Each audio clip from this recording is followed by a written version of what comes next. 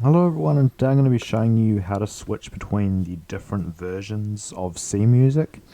So as you can see, we're in CMusic right now, and it looks a bit different since I just got the new update. For starters, all of the buttons over here over this side, and then the CMusic thing's in the middle, and there's no buttons on the right side. And this is because we are currently in desktop mode, which is a new thing that's been added. So to switch between these things, you're going to go up to the top left and third to the right from the top left corner. So third one across from the top left corner at the very top.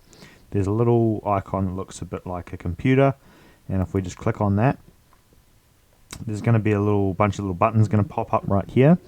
I'm going to scroll right down to the very second to last option here, and that's the UI mode. So the UI mode is whether you're in desktop or mobile, and on desktop you can actually use either of these settings. So one I'm used to more probably is the mobile version, but I'm started to use the desktop version.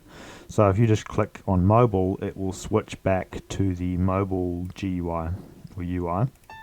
Now if you just tap the screen, all the buttons will look like this. You've got the record button down here, the export video button over here, the colors button over here, and everything's back down to normal. If you want to switch back, you just come to the little desktop monitor looking icon over here, just click on that, and then you can just switch back to desktop. So that's how you switch between the two different UI modes in CMusic.